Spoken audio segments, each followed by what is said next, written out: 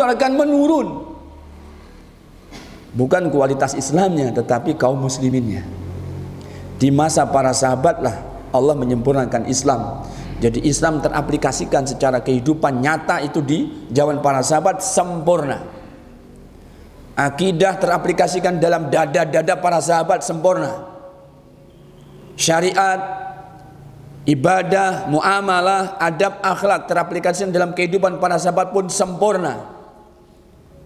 Lah kalau sudah sempurna di masa para sahabat, kira-kira nanti itu sesudah para sahabat bagaimana? Menangis Abu Bakar. Karena sesuatu jika sudah sempurna, tidak lain tidak bukan yang sesudahnya akan mengurangi, apa kesempurnaannya berkurang, terus menurun. Maka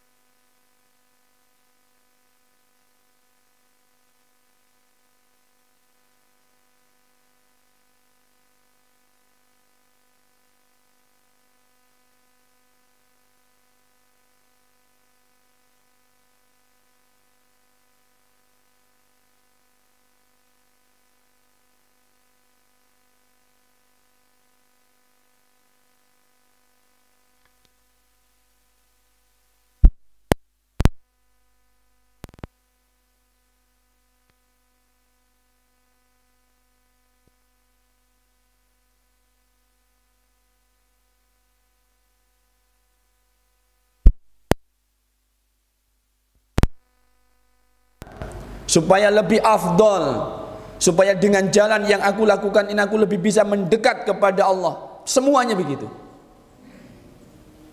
Tidak ada satupun dimunculkan bid'ah kemudian pencetusnya itu supaya kita tersesat, supaya agama kita rusak, supaya kita dalam beragama ini keliru. Tidak ada.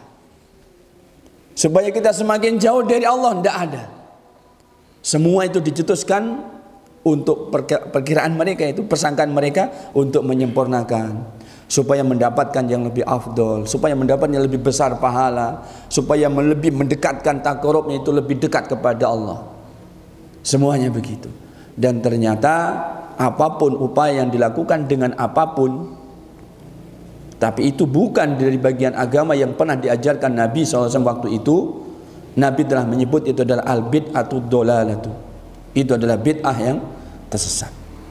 Walidzalika istadda nakiru salafis sholihi. Oleh karena itu betul-betul sangat pengingkaran para salafus sholih ala man yazidu fid din, terhadap siapapun yang dia berusaha menambahkan sesuatu dalam agama ini. Keras pengingkaran para salaf. Au yughilu fihi bi ra'yih, atau siapapun yang dia ini mengotori agama itu dengan pendapatnya, ditentang dengan keras, diingkari dengan keras oleh para salaf. Qala Umar ibn Khattab radhiyallahu ta'ala anhu. Umar ibn Khattab radhiyallahu ta'ala anhu mengatakan, iyyakum wa mujalasata ashabir ra'yi. Takut dan jauhi oleh kalian, waspadai oleh kalian. Apa yang harus kalian takuti, apa yang harus kalian waspadai? Duduk-duduk bersama dengan juru pikir orang-orang yang hanya mengikuti pendapat. Jauhi. Mereka-mereka ahlu ra'yi, mereka-mereka yang mendewakan pendapat. Kalau dalam bahasa kita itu orang-orang rasionalis, pendewa akal, mendahulukan akal logika daripada nas-nas dalil. Mereka tidak berbincang tentang masalah apapun, hatta masalah agama, melainkan dengan pendapat-pendapat logika. Kata Umar bin Khattab, jauhi itu, waspadai itu, takut kalian harusnya. Tinggalkan yang seperti itu. Jangan malah mendekat, jangan malah kepengen tahu, jangan kepo. Anda siapa? Mereka adalah orang-orang ahli logika. Ketika Anda tidak lebih unggul logika Anda, Anda akan terpatahkan sehingga Anda termakan oleh syubhatnya.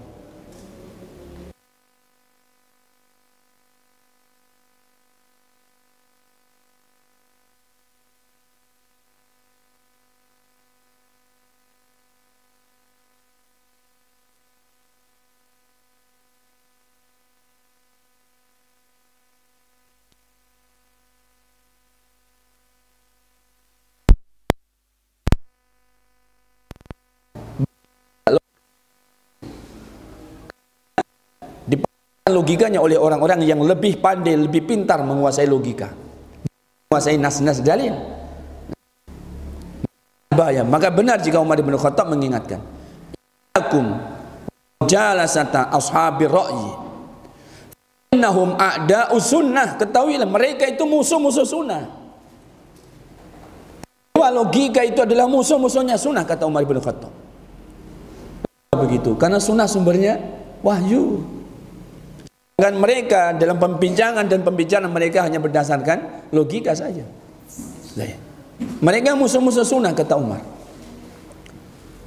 Realita yang ada pada mereka, ayat humus sunnah an yahfazuha. Jadi bagi mereka itu sunnah ini memberatkan mereka kalau mereka itu harus menghafal sunnah itu.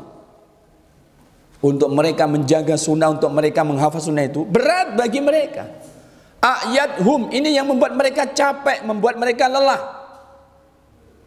menghafal sunnah ini. Kata Umar bin Khattab, tidak setengah-setengah menghafal dan menjaga sunnah. Berarti memang para sahabat, para tabi'in, tabi'ut tabi'in, ulama-ulama sunnah itu, mereka kegiatannya itu menghafal sunnah, menjaga sunnah. Dan ini tidak bakal ada orang yang mampu dari kalangan orang-orang ahli logika, tidak bakal mampu. Makanya kalau kita itu kok berat sekali diajak mengkaji sunnah, padahal mempelajari saja ya, dibacakan ya, tidak Anda disuruh menghafalkan. Anda tak suruh menghafal hadis ini gitu. Besok dites bapak-bapak ibu-ibu ya, satu-satu. Nah, dites, ayo coba baca hadis yang kemarin gitu. Kan enggak, artinya kita tidak memerintahkan. Coba kalau Anda itu misalnya diperintahkan untuk menghafalkan sunnah, menghafalkan hadis-hadis itu. Kalau Anda merasa berat, maka harus dituduh ini diri kita ini. Anda itu siapa berarti gitu. Wahai diriku, kamu siapa wahai diriku begitu. Kenapa untuk mengkaji sunnah, kenapa untuk mempelajari sunnah kok berat kamu ini? Kok malas? Kok berat? Kamu itu siapa wahai diriku? Begitu tanyakan. Karena yang berat mengkaji sunnah apalagi menghafal sunnah adalah ahlur ra'yi.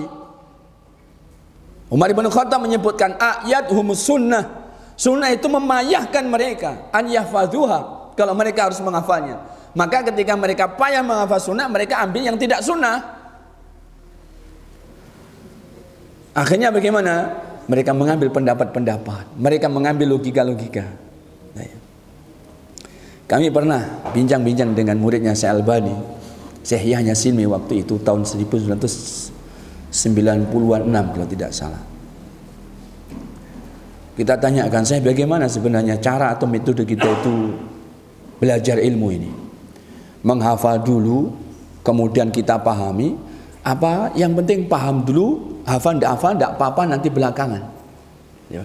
Kalau jenengan gimana? Paling lah paham sih. Nah, gak apa rapopo. Gitu. Ternyata enggak. Metode ilmu ini hafal. Hafal dulu. Al-Quran dihafal, hadis dihafal, kalam para ulama dihafal. Nah, dengan kalian hafal itu nanti kalian akan paham. Tapi jika Anda itu tidak punya yang dihafal, berarti apa yang Anda pahami? Yang Anda pahami itu apa? Anda akan mengatakan paham dengan ayat ini. Ayat yang mana? Anda tidak hafal. Anda paham dengan hadis ini. Hadis yang mana? Oh, Anda tidak hafal. Anda paham kalam ulama fulan. Yang mana oh, Anda tidak hafal? Ya Allah, berarti kita ini belum belajar saya. Nah, antum harus hafalkan. Makanya caranya para ulama, kita ingat Imam Syafi'i rahimahullah ta'ala membaca kitab Muwatta di hadapan Imam Malik, tidak dibacakan oleh Imam Malik sampai dihafal dulu oleh Imam Syafi'i. Maka Imam Syafi'i menghafalnya. Tidak lama menghafal kitab Muwatta Imam Syafi'i. Hanya beberapa waktu kemudian hadir di majlisnya Imam Malik, baru dibolehkan. Hafal dulu. Begitu caranya, metode yang para ulama belajar itu. Dihafal dulu.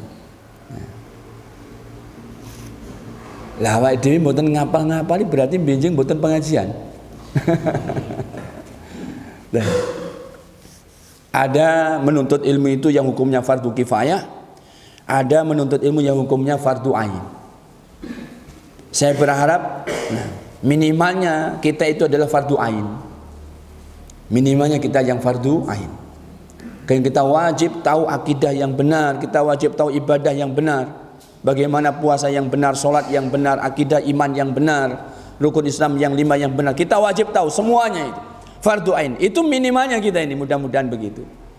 Kalau bisa harusnya itu fardu kifayah. Apa yang fardu kifayah? Mendalami, mengkaji kitab-kitab, dikaji, didalami. Kita harus memiliki ilmu yang lebih mendalam, menghafalkan nas-nas yang ada. Ini adalah fardu kifayah, sehingga tidak semua kaum muslimin diwajibkan. Nah, tapi harus ada yang mewakili daerah tertentu, di umat tertentu harus ada. Nah, falaula nafara min kulli ummatin lah min kulli firqatin minhum ta'ifatun liyatafaqahu fid din wa liyundiru qaumahum idza raja'u ilaihim la'allahum yarji'un la'allahum yahdharun.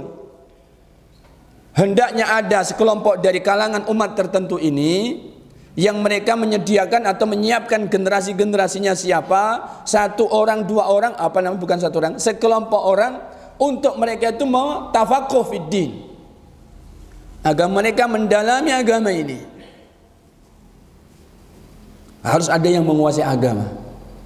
Kemudian untuk mereka nanti pulang kepada kaumnya, memberi peringatan kepada kaumnya, memberi pelajaran kepada kaumnya, mudah-mudahan kaumnya nanti akan mau mengambil peringatan. Masya Allah, begitu.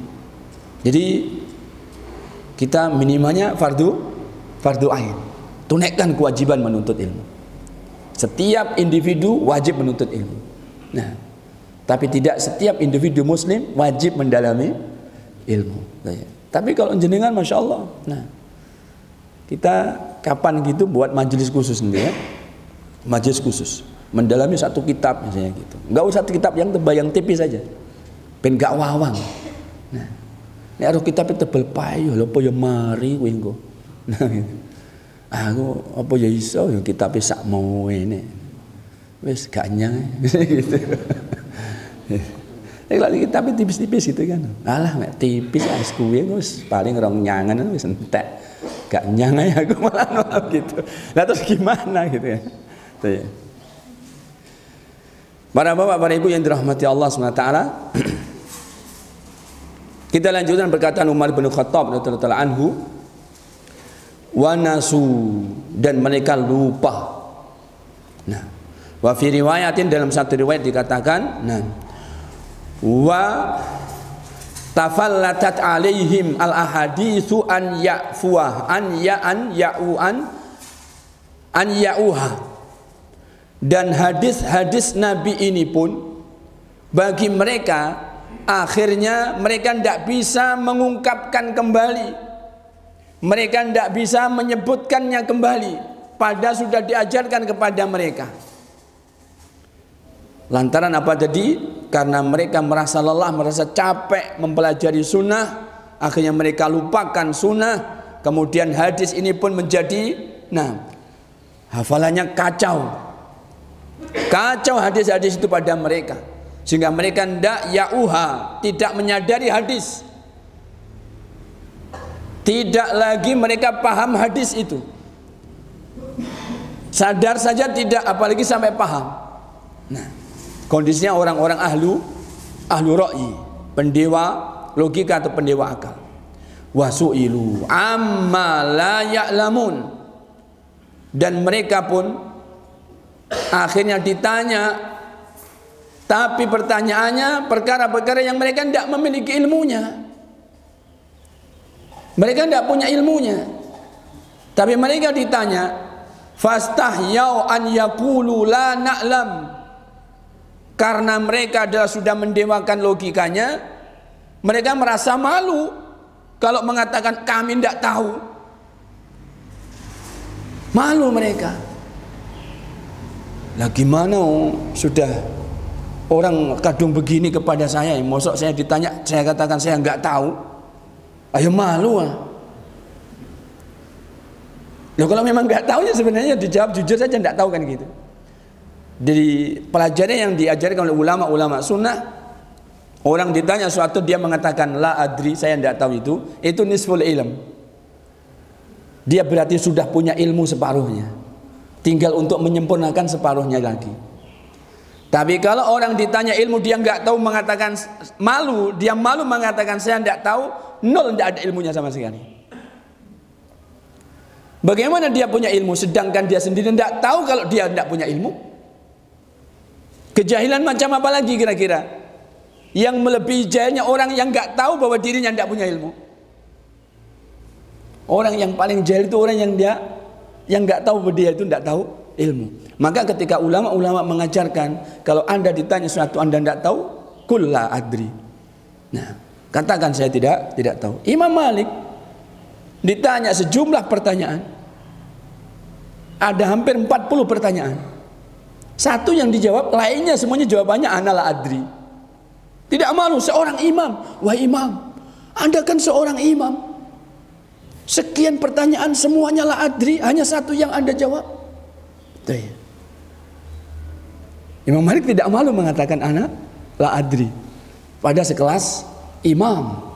Nah, tapi bagi ahli logika yang mereka sudah terlanjur mendewakan akal, mereka malu untuk mengatakan ana la adri. Mereka malu untuk mengatakan ana la adri. Sehingga apa akhirnya? Fa'aftau bi ra'yihim. Dia pun akan memberikan fatwa, jawaban atas pertanyaan yang dia nggak tahu ilmunya tadi dengan logikanya. Aftau bi ra'yihim. Dia memberikan jawaban, memberikan fatwa dengan ra'yunya, dengan pendapatnya. Fadallu, maka jadilah dia orang yang sesat. Mereka tersesat. Kenapa? Karena orang yang memberikan jawaban tidak berdasarkan ilmu itu tersesat. Dia orang yang tersesat jalan dia. Jadi bagaimana dia tidak tahu ilmu kok dia menjelaskan sesuatu? Maka dia sesat. Kaidahnya tidak boleh begitu. Yang menjelaskan harus yang tahu ilmu, baru dia bisa menjelaskan. Berarti dia tersesat, telah mengambil kaidah yang keliru. Dia tidak punya ilmu tapi dia menjelaskan. Jauh lebih parah dari itu karena dia menjawab permasalahan, dia menjawab problematika umat, memberikan fatwa tidak dengan ilmu. Wa adallu, mereka pun menyesatkan manusia. Mereka sendiri sesat dan akibat buruknya mereka menyesatkan manusia. Wa adallu katsiran, dan mereka banyak menyesatkan manusia. Wa adallu an sawa'is sabil, sehingga akhirnya yang memberi fatwa dan yang diberi fatwa dallu an sawa'is sabil, semua mereka bergabung bersama-sama. Mereka tersesat dan jauh menyimpang dari jalan yang lurus, dari Islam yang benar, dari Islam yang safi, yang jernih, yang bersih. Mereka tersesat semuanya. Apa kata Umar bin Khattab? Inna nabiyakum lam yakbidhu Allahu hatta agnahu bil wahyi anir ra'yi. Ketahuilah sesungguhnya nabi kalian Allah tidak mewafatkannya sebelum Allah menyempurnakan dan menjadikan Islam sama sekali tidak butuh ra'yu. Allah tidak mewafatkan nabi kalian sebelum Allah SWT menyempurnakan Islam dan menjadikan Islam sama sekali tidak butuh pendapat-pendapat, tidak butuh logika, tidak butuh ra'yu. Ingat yang ini. Hatta agnau bil wahyi ani ra'yi, hanya diturunkan wahyu saja tidak membutuhkan lagi pendapat-pendapat.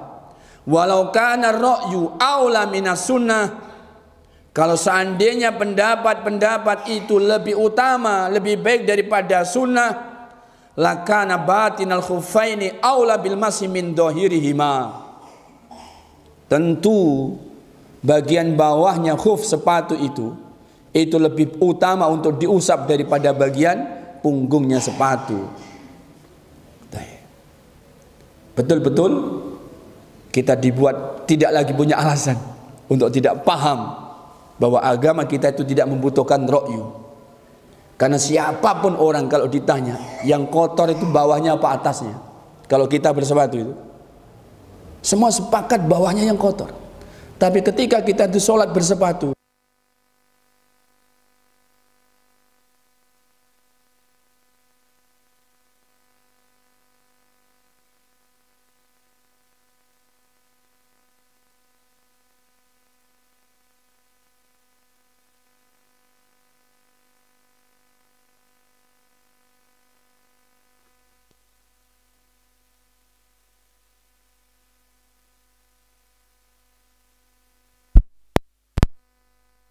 kita semua bawahnya itu, karena yang kotor bawahnya, ternyata itu bukan agama.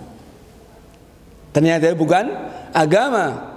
Itu adalah adat, itu adalah kebiasaan. Orang semuanya tidak senang dengan kotor. Ada orang yang senang pakainya kotor, tidak segera dicuci. Nah, apalagi ibu, janganlah ibu jangan jorok, kan gitu ya. Bapak-bapak saja. Nah, maksudnya jangan jorok juga gitu. Ini semua pendapat kita mengatakan begitu, bahwa bagian bawah sepatu itu yang lebih tepat untuk diusap. Nah, ternyata itu adalah kebiasaan, itu adat, itu bukan agama. Pahami, Anda mau beragama atau Anda itu mau menunaikan perkara-perkara yang itu kebiasaan Anda. Kalau Anda beragama, ketahuilah sunnah adalah mengusap bagian atasnya. Ini agama. Oh, kalau begitu betul-betul ya, agama itu tidak ada sedikit pun kemasukan pendapat. Karena agama itu berdasarkan wahyu yang Allah SWT turunkan. Ilahuna, sampai di sini yang bisa kita bacakan para bapak, para ibu, untuk pertemuan pengajian kita di pagi hari ini. Dan mohon dimaafkan untuk pertemuan kali ini tidak dibuka sesi tanya jawab. Kalau ada pertanyaan silahkan ditulis supaya tidak lupa, untuk nanti disampaikan di pertemuan yang akan datang. Karena terkadang kalau kelewat begitu sudah lupa. Arep takon apa ya pertemuan ndek ini kayak gitu. Jadi silahkan kalau sekarang mumpung ingat, silahkan ditulis untuk disampaikan di pertemuan yang akan datang. Oleh karena saya ada jadwal di tempat yang lain, harusnya mulainya 5:30. Saya 5:30 masih di sini, berarti jenengan tak kasih bonus ini tadi. Seharusnya kan perjalanan menuju tempatnya. Wassallallahu wasallam nabiyina wa habibina Muhammadin wa ala alihi washabbihi wasallam. Walhamdulillahi rabbil alamin. Ya, saya beritahukan, saya sudah izin dengan panitia sana untuk saya bisa datang terlambat gitu. Jadi saya berbagi waktu supaya nanti juga semuanya bisa dapat. Nah,